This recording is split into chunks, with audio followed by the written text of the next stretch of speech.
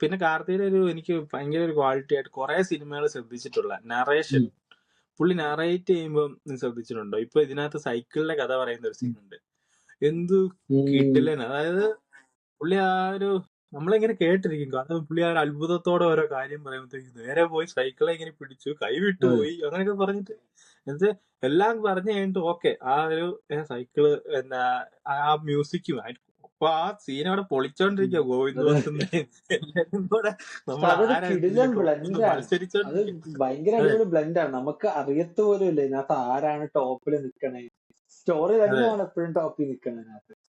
അതെ, ആ നറേഷനാ എനിക്ക് ഏറ്റവും ഇഷ്ടം. ലാസ്റ്റ് എല്ലാം കഴിഞ്ഞിരിക്കുമ്പോ ബാക്കിലോട്ടങ്ങ് നോക്കാനൂടെ പറയുമ്പോഴത്തേക്ക് അതിൽ അങ്ങനെ കൊണ്ടുവന്നങ്ങ് നിർത്തുന്ന ആ ഒരു അത് ഈ നറേഷൻ സെയിം കൈദിയിലും ഉണ്ട്. പുള്ളി ഇരുന്നിട്ട് പുള്ളിയുടെ ആ കഥ പറയുന്നുണ്ട്, പഴയ കഥ പറയുന്നുണ്ട് കൈദിയിൽ എങ്ങനെയാ ഭാര്യയുടെ കാര്യമൊക്കെ ഇങ്ങനെ പറയുന്നുണ്ട്. അപ്പൊ ആ അവിടെ അപ്പൊ ഒരു സാധാരണ സിനിമയാണെങ്കിൽ അവിടെ പോവാ കഥ പറയാൻ തുടങ്ങുമ്പോഴേ പഴയ ഫ്ലാഷ് ബാക്കിലോട്ട് പോയിട്ട് ആ ഒരു ഭാര്യയുടെ കാര്യമൊക്കെ കാണിക്കുക. പക്ഷെ ഇത് കാർത്തി ചെയ്യുന്ന അത്ര ഒരു 3-4 മിനിറ്റ് ഇരുന്നങ്ങ് പറയാ നമ്മളെ കൊറേ കഥയിലങ്ങ് സിറുത്തയിലും ഉണ്ടല്ലോ. സിറുത്തയിലും ഈ പറഞ്ഞത് സിറുത്തയില് നറേഷൻ അല്ല, ഈ ഒരു ബാക്ക്ഗ്രൗണ്ട് പരിപാടി ഉണ്ട്.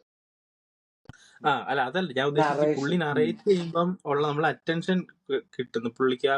നമ്മൾ ശ്രദ്ധിച്ചിരിക്കും എന്നെ ഈ പുള്ളി പറയുന്നത്. പുള്ളി അത് ആ ഒരു ചേഞ്ച് ടോണൊക്കെ കൊടുത്ത് നല്ല വർക്ക് ചെയ്തിട്ട് തന്നെയാ ചെറിയ കാര്യങ്ങൾ